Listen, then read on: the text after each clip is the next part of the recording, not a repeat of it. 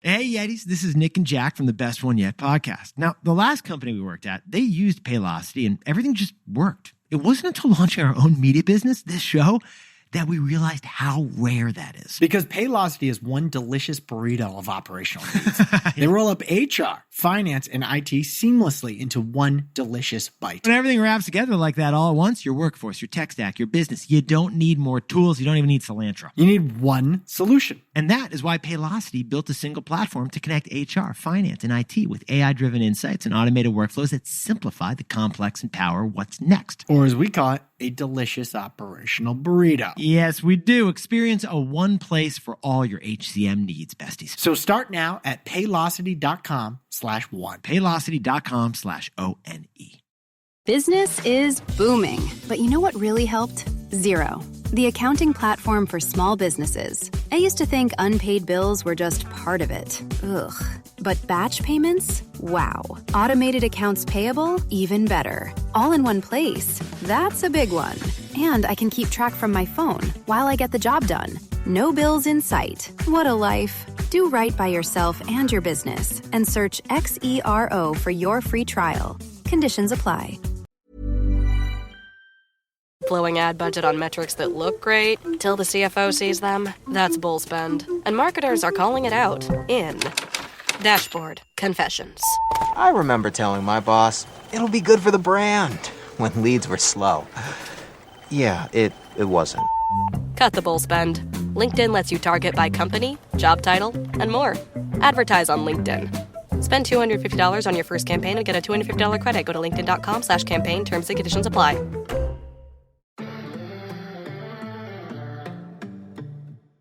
Welcome to Tech Magic. I am your host, Kathy Hackl. This is the podcast where we dig into technology. We talk about gaming, everything that's happening with tech trends. We're trying to make sense of what might be a fad and what might be the future. And as always, I am joined by my amazing guest co-host, Lee Kebler. Lee, how you doing? I'm good.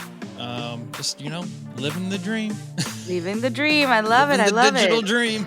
How was your neighborhood party? It was good. We had a great time. We've had a great weekend. I love the fall. I'm a fall sucker. Like, as soon as it gets past Thanksgiving, I'm just like, Christmas is okay. But like, I love this time of the year. So, it's been great. We had a fantastic weekend. Got a new computer. So that was kind of like my highlight. The new Mac Mini M Pro 2. That is a slept on computer. It's tiny. Ooh. It's not expensive.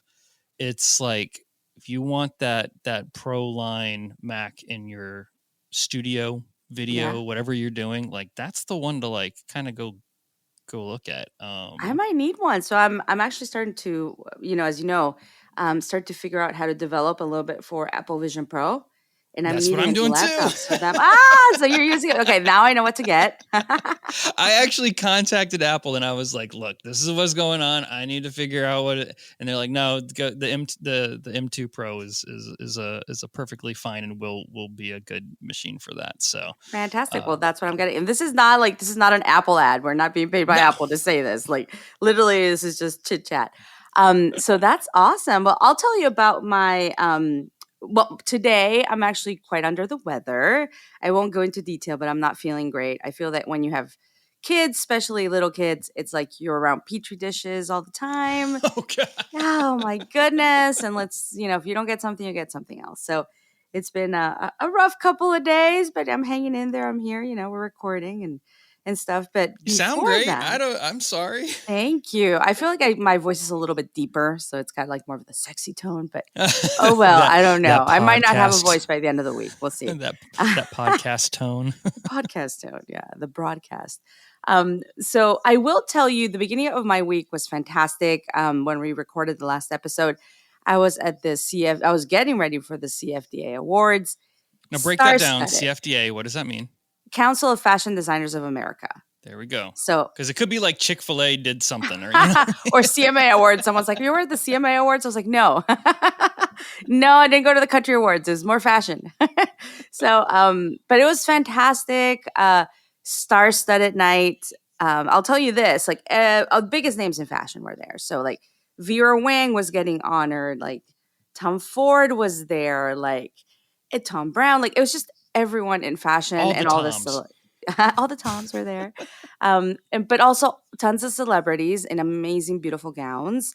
So at my table, I actually had Saweetie. I don't know, if you know who she is, but she's got that song with Doja Cat, Best Friend. Mhm. And I hope I don't get a correction from my daughter for that one. But I think it's called We'll Best make it up Friend. next week if you're wrong. But yeah, Saweetie was at my table. I went with my friend Anifa, who's the designer of Hanifa, a very fascinating up and coming, label. She dressed me. The dress fit perfectly. It was a wonderful night. I mean, Kim Kardashian was there, Anne Hathaway, Serena Williams. Literally, like, table across me was like Demi Moore. Like, this was nuts. This felt like really did feel like the Oscars of fashion. Who was the random face you recognized? You're like, oh, I didn't know that they would be here. There had to be somebody that stood out. You know who? Like, I guess Dove Cameron of the, a lot of people know her from The Descendants or some of the other shows she's done. She's really famous with like younger kids. So Dove Cameron was there. I was kind of surprised to see her. Camila Mendes as well from Riverdale was there. They were sitting together chit-chatting a lot, which was fun to kind of watch. And because it's obviously, and someone asked me, like, do you get starstruck? And I said, well, I go to all the big tech events and I've been around, all these really huge, CEOs, right? Tech CEOs, like, everyone from Tim Cook to, Sam Altman.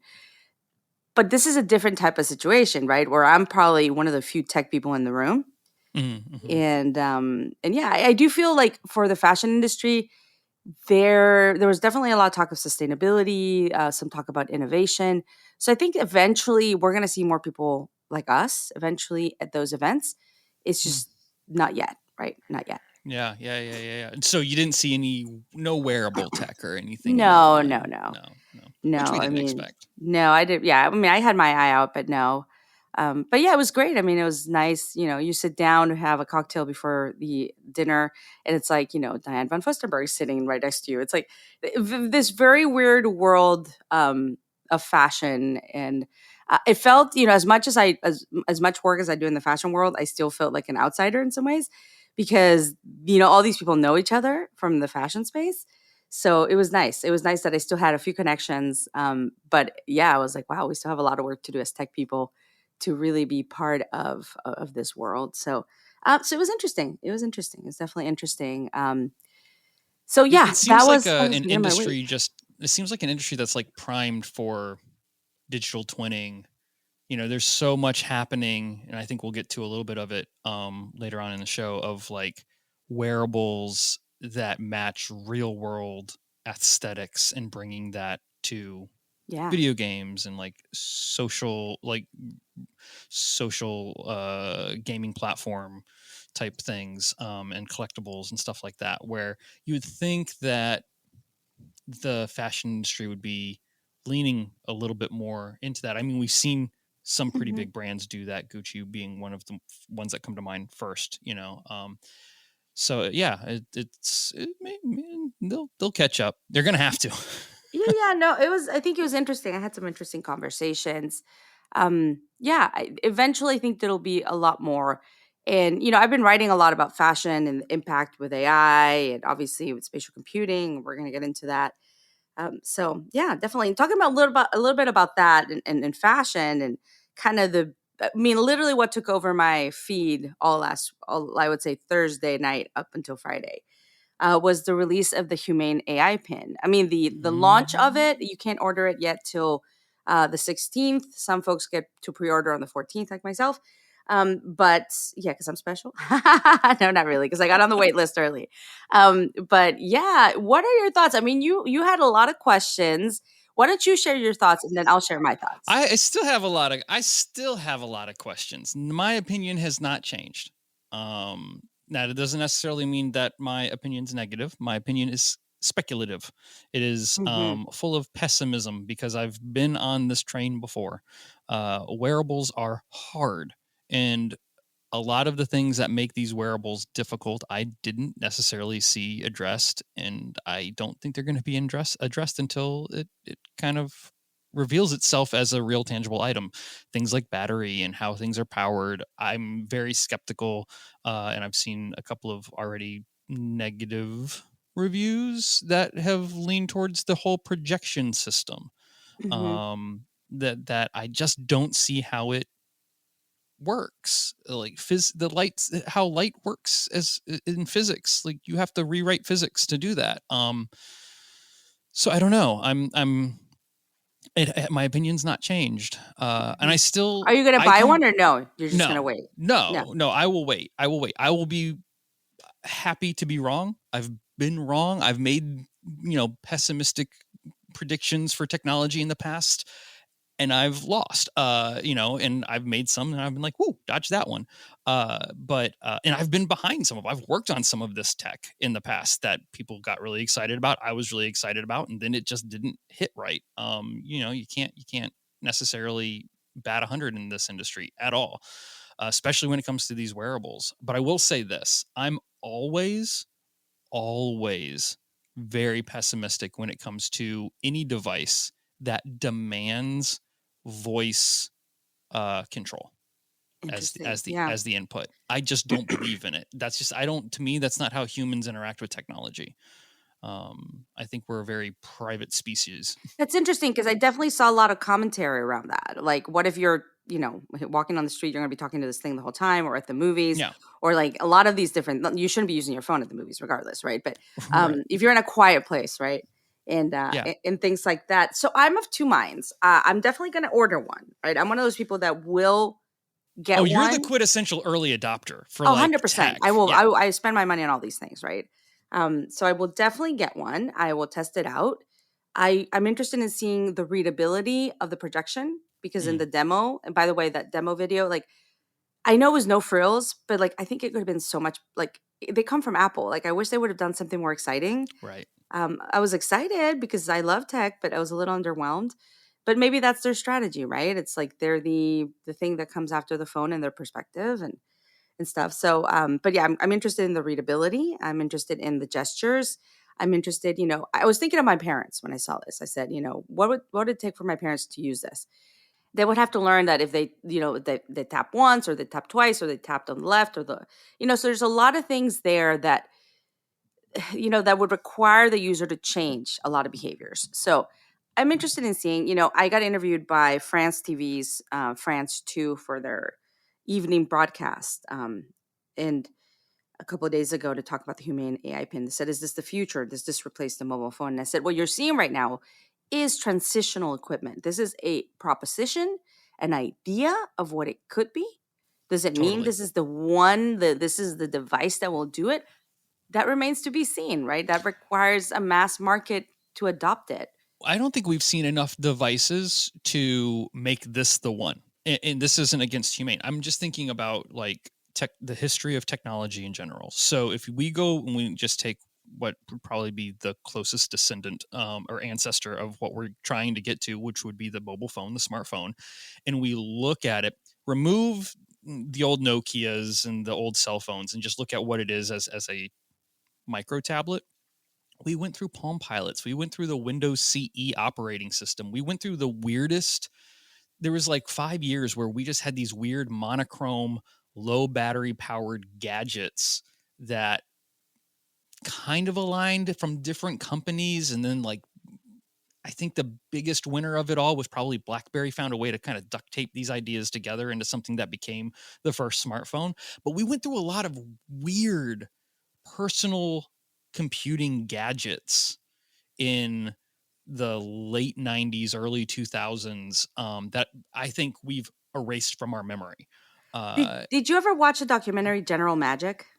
No, but Oh I'm my intrigued. gosh, you need to watch that. So I highly recommend to anyone listening to this. So a lot of people have watched the BlackBerry, story, like cinematic version of what happened, right? Yeah. Very interesting. So General Magic, actually, the documentary is about a company called General Magic that actually had the idea and the concept for the mobile phone even before Apple.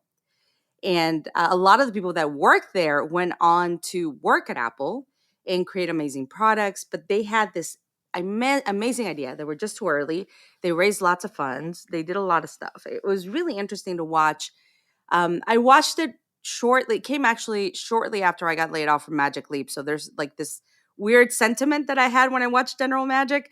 related to Magic Leap, but I highly recommend for folks to watch this, because I'm not saying that that's what's going to happen with Humane. I'm very excited about what they're doing, right? But I think from understanding exactly what you're mentioning, the evolution of all these types of devices and hardware, I think the General Magic documentary is highly recommended. And so we'll put a link in the comments for sure. But yeah, I mean, I'm going to test it. I'm going to see how I feel about it. I don't know. It excites me to think about another idea or concept on how we can engage with technology. I'm not sure if it's this one. We're still very visual, right? Let So me I don't ask know. a question. I'm gonna ask a BD question here, business development question, because this is one of the things that stood out as I was watching this. Under the hood of the Humane Pen is basically Chat GPT. And it is like basically the free version of Chat GPT that we all have access to. So what justifies the subscription? I don't know. As an early adopter, I will pay it. I don't mind. But for a Okay. regular consumer, I don't know what justifies it, other than they really don't want to have a mobile phone.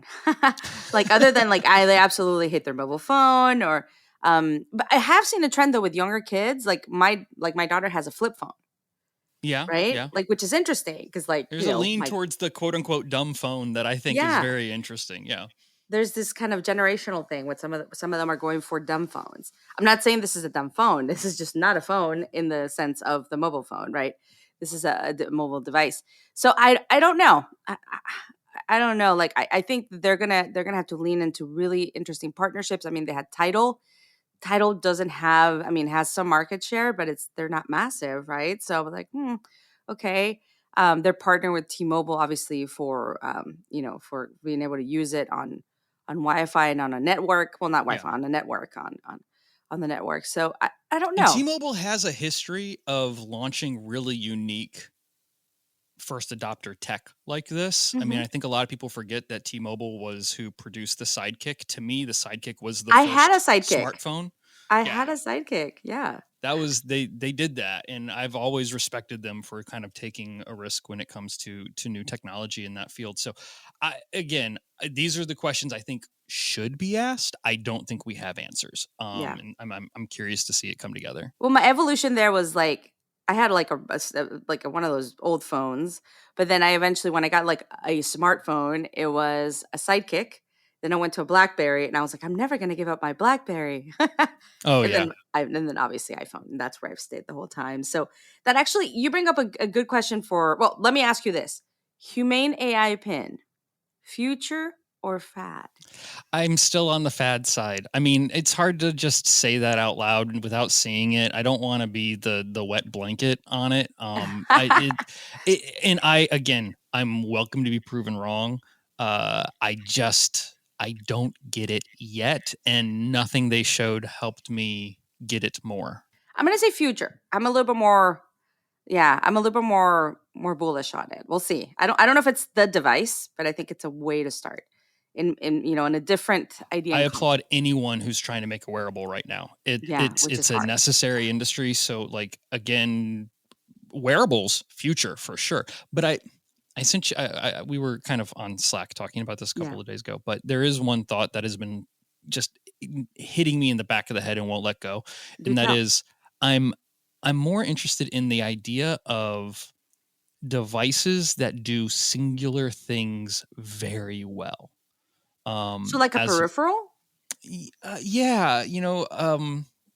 I think we keep trying to think of a wearable that tries to do it all, and they all kind of fall flat, as opposed to wearables being enhanced accessories that do the thing they do very well. I think about things that we wear, right? I mean, I consider earbuds a wearable, glasses are a wearable, my wedding band is a wearable. And right now they are very limited in what they do, especially the wedding band, right? But as that tech gets smaller, can rings do more for biometric data collection? And that's all it does. It doesn't need to have a projector in it. It doesn't need to have do X, Y, and Z. It's just a very good fill in the blank. Same thing with things like the evolution of the hat has done nothing in years, like That's decades. interesting. You know, Huh. like there's these Now, things that food people for don't. thought there. I'm like, and I love hats. That's interesting. That's what I'm kind of wondering where that will eventually lead when, and if we're not looking right now, we're going a wearable that does everything. And I'm going, well, does it have to? Yeah, does it have to? That's a brilliant question to ask. So, all right. Well, I'm sure there's some startup out there working on the future of hats. So, Call me. you know. I like my hats. All right. So one thing you mentioned about the Humane AI Pin, right, is ChatGPT and how it uses, OpenAI's system. Let's talk about the OpenAI Dev Day, right? They announced a lot of stuff, and we're not going to get into it because that's, that a lot of people already have covered this. But let's talk a little bit about what we might be building, right? So I got access really early on, only a few days after the announcement, like a day or two after the announcement. And I decided to go in and, build a GPT that would tell me, but it was for me. I built this for me, right?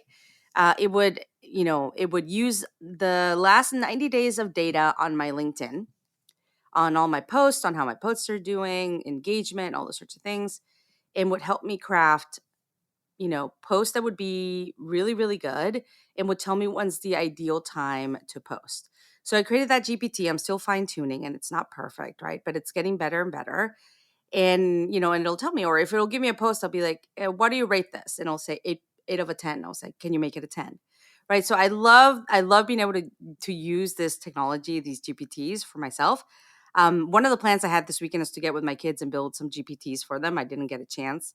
But yeah, what are you building? I have not gotten into the building phase of it all right now. I mean, with my day-to-day work, it's been super busy and we're wrapping some stuff up, but I'm like looking forward to the winter holidays and the breaks that come along with it because there's so much here to dive into. I'm right now in the process of trying to figure out how to build something, I would want to build something similar for what you're saying. Like, heck, I might just, how do I subscribe to your LinkedIn ChatGPT? Because that sounds incredibly helpful. But and I haven't actually talked about this on the air, and I don't want to go too far into it right now. But like, I'm in the process of writing a novel, and I'm doing everything I can not to leverage AI in the process of writing the first draft. I want to be able to say this was not written by AI, because spoiler alert, it's actually a bit about AI. But I have questions on how to like interface with that industry, and how to, how does self-publishing work and all of that. And I have I'm starting to come up with a plan to have to leverage a system like GPT for that interaction, because it's something so foreign to me as a person, but it is information that is readily out there and can create plans and create schedules and postings and stuff like that. So I'm on the same line, but I'm kind of thinking about it as a entry point for industry areas that I am not familiar with. I love that. And I've seen a lot of people build different things, share them, post them, right? I'm still fine tuning mine, so I'm not ready to share. Like, I guess I'm a perfectionist in that way. Well, when you need a guinea pig, let me know. Yes. For sure. So yeah, okay. So GPTs, creating your own GPTs, future or fadly? Oh, 100% future. I'm with you. 100% future. It's the future until a larger company buys them and puts a different name on it, or steals their idea and recreates it better. I don't know which will happen, but it's not going away as a process. The funny thing is, like, when they announced this, I thought this is an amazing tool. I can't wait to get my hands on it. But then I was like, wow, they just killed a whole bunch of startups, right? So I don't know. Yeah, I'm okay with that. Okay. I try not to get too hung up on, I mean, I've had my startups killed over and over and over again. Like, that's what startups do. Most startups don't start. That's true. So that's just part of the game and has always been. And as technology replaces old technology, that's life. That's always been life. That's life. Watch the BlackBerry story. It's the story of humanity. Mhm. It's the story of the town crier getting replaced with the printing press. Mhm. You know, it's been life. This is what technology does. And every time that there's another, you know, business trade article that comes out saying this technology is replacing all of these jobs, it always has, you know. Well, I hope it That's how it replaces, but goes. also builds, allows And us it to does. create It new creates jobs. new things. I mean, think Yeah. about what you're doing right now. You're self-educating yourself on how to build Yeah. this profile, and there will absolutely be businesses and people who do not want to know how to do that, who will then hire people to then develop those Yeah. tools. You know, 10 years ago, it was impossible to say, I run a virtual and augmented reality business. Or be That, like, what? yeah, if you go back to They're crazy. 2013, that was not a thing. No, Yeah. that maybe some people had the Vuforia was on the AR side, kind of like chugging away, trying to figure out how to do things. And Oculus was a Kickstarter. It's funny because I made the switch around that time, and I remember people were like, "You are insane! What is this thing? Your VR AR?" Mhm. Yeah, I got that like just no. Like, what are you doing? What are you doing with your life? I mean, look at me now. I've got my own podcast here on Adweek, Tech Magic. So because I'm not feeling great, we're gonna kind of wrap this up quickly, make it a nice and tight episode. Go get some rest. Yeah, but we do have Cynthia Miller, the new director of innovation for Paris Hilton's 1111, as our guest interview, and she's going to talk about the amazing work they're doing, some of the things that we're both looking at when it comes to gaming and culture. And obviously, we always talk about gaming on this podcast and everything. So let's go to break, and we'll come back in a bit. Are your ad campaigns lighting up the dashboard, but not the pipeline? That's bull spend, and marketers are calling it out in Dashboard Confessions. My boss asked for results, so I opened my dashboard for the only positive-sounding metric I had: impressions. Cut the bull spend. See revenue, not just reach. LinkedIn delivers the highest return on ad spend of major ad networks. Advertise on LinkedIn. Spend $250 on your first campaign and get a $250 credit. Go to linkedin.com/campaign. Terms and conditions apply. This message is brought to you by Warner Brothers Discovery Advertising. And this is more than an ad. This is an invitation to be part of the stories the world can't stop watching, to connect with moments that dominate the conversation, to participate in culture, not just advertise around it. With the most sought-after IP, passionate audiences, and an advanced AI-powered foundation, WBD Advertising transforms attention into influence and impressions into outcomes. This is innovation. This is impact. This is opportunity. This is Warner Brothers Discovery Advertising. Visit advertising.wbd.com to learn more. Business is booming. But you know what really helped? Xero, the accounting platform for small businesses. I used to think spreadsheets were just part of it. Ugh. But real-time cash flow? Wow. Invoices that chase themselves? Even better. Books that automate? That's a big one. And I can keep track from my phone while I get the job done. No spreadsheet in sight. What a life. Do right by yourself and your business and search XERO for your free trial. Conditions apply. Business is booming. But you know what really helped? Xero, the accounting platform for small businesses. I used to think unpaid bills were just part of it. Ugh. But batch payments? Wow. Automated accounts payable? Even better. All in one place. That's a big one. And I can keep track from my phone while I get the job done. No bills in sight. What a life. Do right by yourself and your business and search XERO for your free trial. Conditions apply.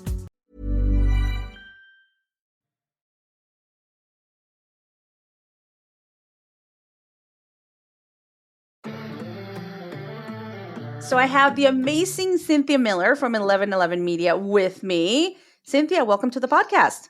Hi, Kathy. So lovely to be here. Thanks for inviting me. I love it. I am so thrilled that you're here because you and I actually got to meet in person. What was it, in May of this year in Edinburgh? When I went there for a time. It was May. Can you believe that? That's crazy, right? a How time million years flies. ago.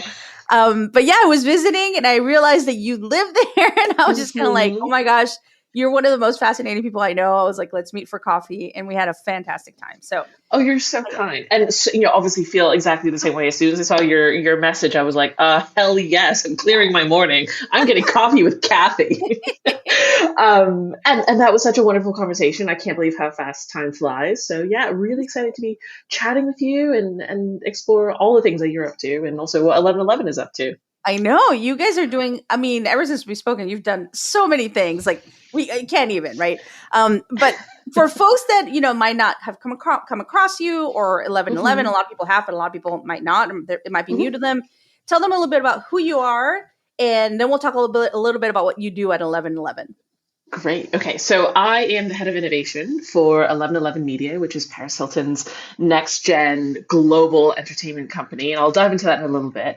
But essentially, as head of innovation, it means that I lead the charge on all of the incredible innovation initiatives that Paris and 1111 are currently doing. And that really blends her vision, her values with gaming, metaverse, Web3, pushing forward pop culture with avatars, digital fashion, Roblox, immersive marketing, like all of the amazing stuff, basically dream job. And I think, it's been a really interesting winding path to this particular role. My background is in advertising, brand strategy, gaming, blockchain gaming, and came to know Paris and the team. And so when I joined, it just felt like this is incredible. Like here's an OG, influencer, but also someone who really prides herself on seeing around corners and seeing into the future, and who has a real willingness to innovate and go there first and pioneer. So it's so much fun. And it basically means that I get to work on the coolest projects. We recently did a big Roblox launch of Sliving Land. We're looking at gaming more broadly. We're having a lot of fun with avatars. It's just such an incredible space, not just for Paris, but also working with her brand partners to innovate and kind of shepherd them into this scary, incredible new future. It is. It's super exciting. And in this podcast, we talk a lot about gaming. I mean, every week it's always something that comes up, whether it is Five Nights at Freddy's or whether it's, Fortnite having their OG map. Like it's just been something we constantly talk about. So I love that you're part of this world and that you're innovating. And I love that you're a woman doing that. So yeah. Kudos. Hell yes. Hell yeah. I know. I love it. So tell folks a little bit about, what you're doing in this new role. Cause this is a fairly new role for Director of Innovation at 1111 Media, but you said a little bit about what you do, but like, how are you what are the things you're looking forward to as you look at 2024? Like, yeah, I mean, head of innovation, like that's a big title. It is, and it's also exhilarating and terrifying in equal measure. But I think the beauty of working with Paris and the incredible team that we have is there's so much sliving sparkle, but also we really get to work with a world-class team across digital marketing, creative. We have an incredible entertainment team, product team, licensing team. So it's not just gaming, but I think the beauty of Paris's cinematic universe, if I can call it that, is we can touch on so many different things. In terms of gaming, oh my God, where do I even start? I think when we're looking at what we've done in the past, but also using that to inform our future priorities, we know that gaming is culture. Like, that. I'm sure that all the respondents on this podcast know that. Oh yeah, they've heard me say it. I mean, just look at what's happened in the last week. You've seen the news of a Legend of Zelda live action being announced. We're seeing more and more gaming IP really commanding audiences across mediums. Fortnite just broke DAU records, which is unreal. And literally just before I got on this podcast, I saw the news that Snoop Dogg is launching Death Row Games. Have you seen that? Death Row Games? I saw that with the sun. I was like, that is brilliant move. So brilliant, so iconic. Talk about another OG. Talk about another OG. Such an OG. And there's also that throwback ad with Snoop in Paris from back in the day for the T-Mobile Sidekick, which is obviously hilarious. But I think just, we're seeing such a fusion of music and fashion and lifestyle within gaming platforms and adjacent to gaming platforms. Like there's so many examples. I'm sure I could rattle them off. I'm sure you know them as well. But I think just as a touchstone for pop culture trends, but also as a way of shaping pop culture trends and movements. I think that's why I'm so excited about it as a brand strategist, as a storyteller, as someone who's working really closely with Paris's entertainment teams and content teams. We're looking at this medium and going, this is where people are spending so much time, like an incredible amount of time. This is where they're forging their digital identities. And as our IRL identities accordion with our avatar identities, what does that mean for someone who is really seen as an inspiration and as a role model for future generations? So I think there's so much fun to be had here, bringing it back to Paris and 11/11. We're exploring gaming in so many different aspects. A small bit of that is Roblox and Slivingland. I've had a lot of fun doing that and launching that, and more surprises to come. But I think it even goes so far as, Paris was the face of the new Mischief big yellow boot. I don't know if you saw that over the summer, the boot that broke the internet. She did it again. I think, really leaning into how does this impact fashion with hyperrealism? How does this impact content? How does this impact fandoms? I think it really is the future. I think there's so much that I don't know that excites me. And I think this is where pop culture is being shaped. So it's only right that Paris is really leading into this space. I love that, because it is true. Like this, there's so much culture being created in these spaces, right? And like, I even look at everyone's talking Gen Z and they're talking TikTok, and that's huge. I mean, that's driving a lot of trends. But to me, it's like you have to look at TikTok and some of the trends there, and gaming as well, and some of them that are kind of crossbreeding in some ways and coming back and forth between those. 100%. I mean, have you seen, oh God, I don't know the name of it, but there's a new TikTok trend, which is like cooperative gaming, where basically a whole bunch of people are live streaming a game together, and creators are raking in tons of money because people are, spending to be able to inch forward their team or another. Oh my gosh, I wish I knew the name of the game. But I think you're right. It's not just how are these two mediums crossing over, but actually where are they overlapping and where does that become really interesting? It's social gaming. And I think that's where you see even platforms like Roblox kind of pushing back on the word metaverse to describe what they do. There's social games and there's social experiences. Gamification is just part of how you and I would hang out there. And I think that's really interesting. That's a totally new playbook. 100%. And like, I always take it from the lens of my kids. Like that is their new social network. Like my kids are Gen Alpha, pretty young. Where they hang out with their friends, if they're not at school or, doing something in the physical world, they're hanging out with them in games. Like that's where they're spending their time.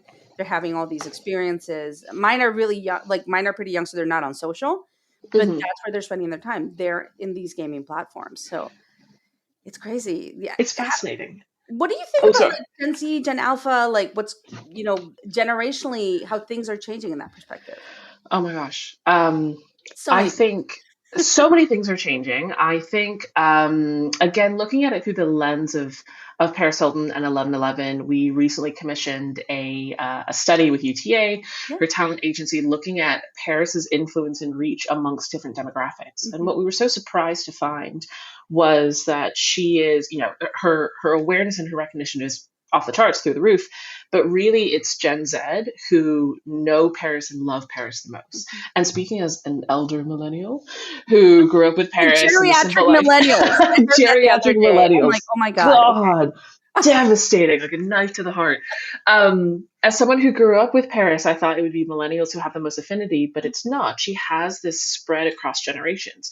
So I think, a lot of what we do at 11/11 is thinking about launching products, content, commerce across, specifically for Gen Z. And I think the first thing that we always have to tell ourselves is we have to have the humility to know that we don't know it all. Get your ego out of the way. Those previous playbooks might not work, and we have to learn all over again by meeting them where they are. I think a really good example of a brand who's doing this in an exceptional, really thoughtful way is Claire's. I don't know if you've seen their recent rebrand work and marketing work. Really, really interesting stuff. If you dig into it, I mean, the fact that they're working with AI visuals and they're using avatars in the shopping flow. But I think the thing that really got me was they've launched a new content series. I think it's called like Dear Claire's or something, where they literally pass the mic over to Gen Z and Gen Alpha girls. And it's like, what do you want to talk about? What's on your mind? And then how do we really build a community around them? And then using that content series as a bit of a talent scout for, ambassadors of the program. That to me is such a masterclass in how you do it and how you speak to the community in a way that's not patronizing, in a way that's authentic, and genuinely building those experiences from content to commerce for them. That to me is just it's so interesting. It's brilliant. And it's sometimes when I talk to a lot of executives, right, sometimes I tell them the reality is like exactly what you said, like leave your ego behind. Sometimes I'll literally will come into a room and I'll say, you know what? The smartest person in the room here might be the youngest person here because they're in touch with that world and, their, seniority. I'm like, no, this kid over here knows more about culture and current trends than you think because you got a report from, whoever it is. Oh my So, God. Yeah, I'm so glad that you say that. And I think it's something that we're really trying to put into practice at 1111. So obviously with the launch of our Roblox community, myself and our Discord community manager spend a lot of time with fans and with Paris's fans' kids going, how are you playing Civilization? Because it's probably not how we're using it. Like, what do you find really interesting? What are you doing? What are the little insights and nuggets of behaviors that we never in a million bazillion years would have dreamed up? And then how do you design around that with empathy? I think the more senior you get, the more, I guess, out of touch or less on the front lines you are. And I think it takes a real bit of courage to go, no, I don't know. Let's go and speak to people who are doing this at the front lines. I also think the more senior you get, especially on the corporate ladder, the less appetite for risk you might have, right? So it's like that idea, like I've seen so many executives that like, they've never played Roblox or Fortnite. And like, I give them a Switch and we start playing and it's like their brain clicks. But at first they're really scared. Like if they're not gamers, they're like, I don't want to touch that thing. I don't want to make a fool of myself. I'm like, no, this is a safe space. Let's play this. And you're going to understand why these kids are so into dressing their avatars and, building and decorating their homes in virtual spaces. So I 100% agree with you. I want to chat a little bit about AI. You brought that up. Let's do it. What are you're the head of innovation. AI has taken over the headlines. Like you mentioned, metaverse has become a little bit of a bad word. No one wants to use it anymore. It's okay. That's fine. I'm going to keep godmothering it, whatever. Yes. But what are your thoughts around AI? Like AI in general, its impact on how things, on culture, on gaming? Like, what is your perspective on it? We are going to need longer on this podcast. We need a couple hours. We need another couple hours. I need to come see you. Oh, yes. Let's do that. I think genuinely there are tectonic shifts every single day. I think it's exciting. It's terrifying. It's deeply humbling. And I think its implications across, business, media, culture, gaming, all of those are incredibly different, but interlinked. I saw a statistic the other day that was really interesting. Contrary to popular belief, I don't think AI is going to take 20% of all jobs, but it is going to disrupt 20% of every single job. And I think that reframing of like, how can we unleash more creativity, more productivity, a new way of thinking, that to me is really interesting. The terrifying piece of it is, look at Grok, look at disinformation, look at the proliferation of misinformation with real devastating political, humanitarian, and personal consequences. That to me, I think the fact that technology is surging so far ahead of our laws and a lot of our social norms, I think that is obviously the scary bit. The exciting bit, again, just this week, the release of custom chatbots and GPT, I think that to me is going to be the next... with it? Have you gone into it? I don't have access yet. How do I get access? I've got ChatGPT Plus. I need an in. I've been literally dying to play with it. I honestly can't wait to get my hands on it because I can see the use cases and the implications, not just for internally at 1111, but for Paris, connecting with her fans, her products, her ventures, entertainment. I think it, genuinely, it's going to unleash a whole new wave of startups, the ecosystem of apps where anyone can make a GPT wrapper and scale it and publish it and monetize. That's a tectonic shift. That's huge.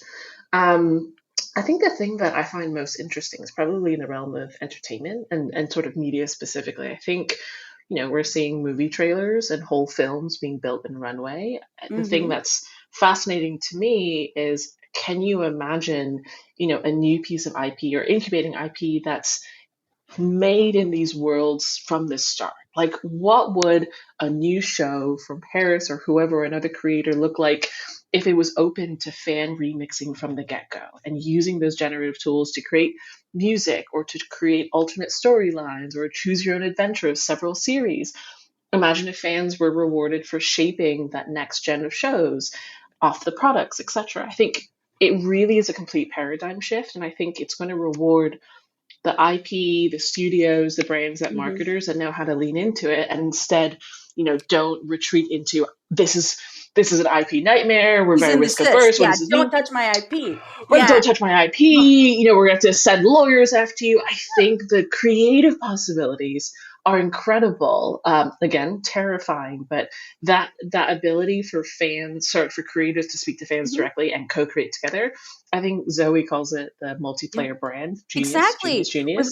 We've got her coming up in a couple weeks, and she talks a lot about the multiplayer brand. Exactly what you're mentioning. It's this convergence of co-creation, of collaboration, of really benefiting both across the fans and the brand, and creating. It's morphing into brands are morphing into something new, right? They're creating something new, and the ones that don't get that the future is heading that way are not going to fare as well unless they're unless they're like a Louis Vuitton or something. But yeah, of course, and I think you're right. It's almost morphing it into a sandbox, and the word that 1111 uses all the time more than anything else is flywheel.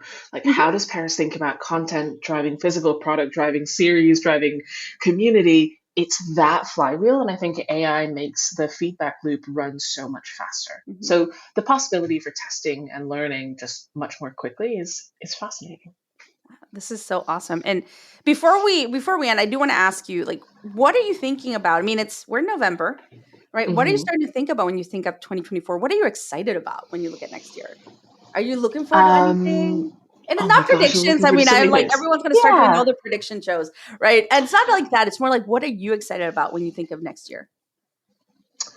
I'm really excited about two things. I'm excited about exploring the connective tissue between all of Paris's businesses. And I think that's why this head of innovation role is really interesting. We're so fortunate in that we have all those different sandboxes to play in: music, fashion, apparel, beauty, entertainment. But it's more the permission to explore, like, what are the interesting intersection points between them? Like, how does fashion link to gaming? How does entertainment link to product with AI? I think it feels like that awful meme, with like the red string and that guy who's kind of like, right, let me figure it out. It feels like that, trying to find the dark matter spaces in between them. So that's sort of the first thing. And I think the second is, with this role and with this title, it's really the permission to train myself to be curious. And it's not just curiosity as a nice to have, but really as a skill set and as a best practice. It has to be continually honed. So I'm really excited about that. I love that. This has been such a great talk. If anyone wants to connect with you, reach out to you, what's the best way they can do that?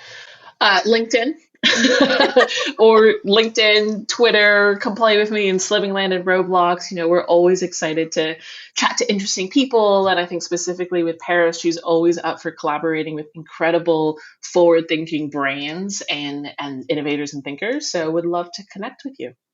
All right. Awesome. Well, thanks for being on Tech Magic. Of course. Thanks for having me. All right. So that was a fantastic interview with Cynthia. She is brilliant.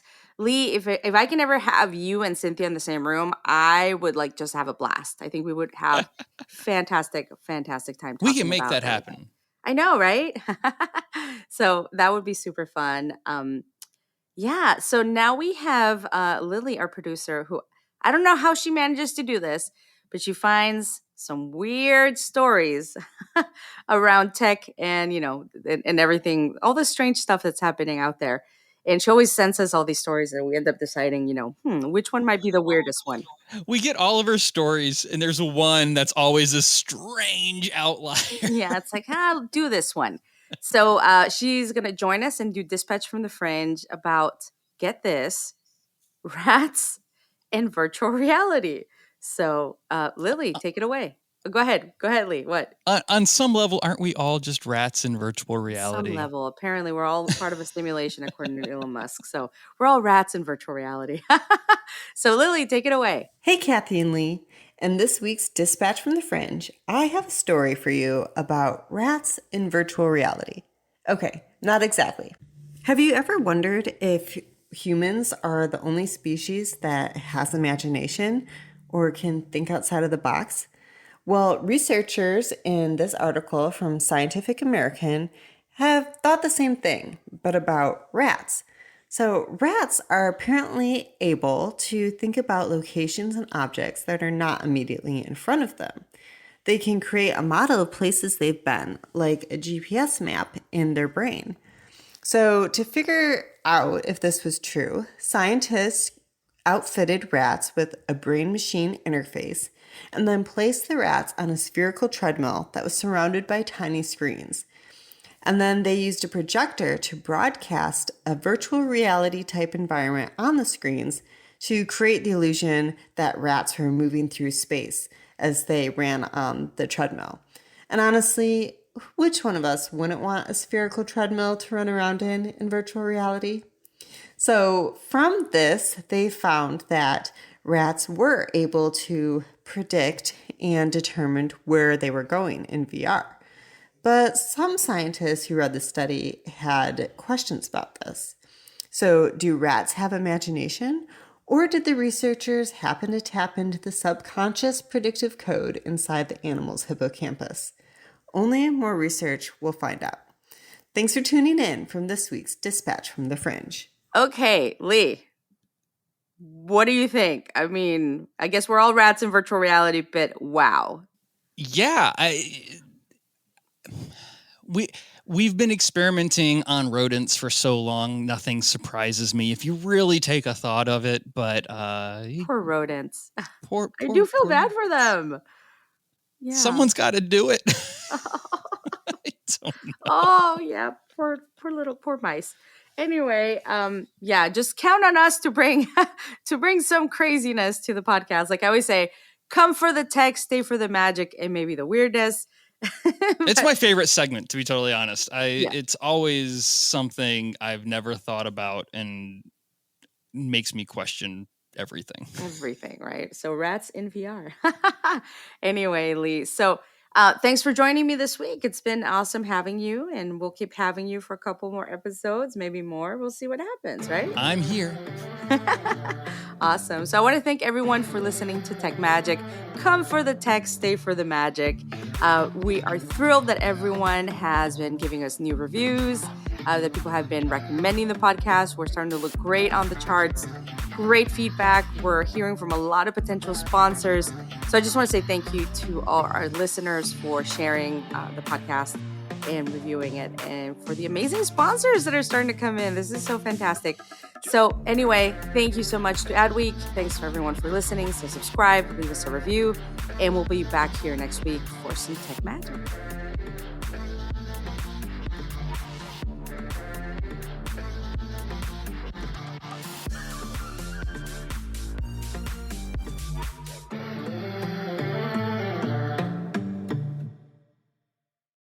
Blowing ad budget on metrics that look great till the CFO sees them. That's bull spend. And marketers are calling it out in Dashboard Confessions. I remember telling my boss, it'll be good for the brand, when leads were slow. Yeah, it wasn't. Cut the bull spend. LinkedIn lets you target by company, job title, and more. Advertise on LinkedIn. Spend $250 on your first campaign and get a $250 credit. Go to linkedin.com/campaign. Terms and conditions apply. Business is booming, but you know what really helped? Xero, the accounting platform for small businesses. I used to think unpaid bills were just part of it. Ugh. But batch payments? Wow. Automated accounts payable? Even better. All in one place. That's a big one. And I can keep track from my phone while I get the job done. No bills in sight. What a life. Do right by yourself and your business and search XERO for your free trial. Conditions apply.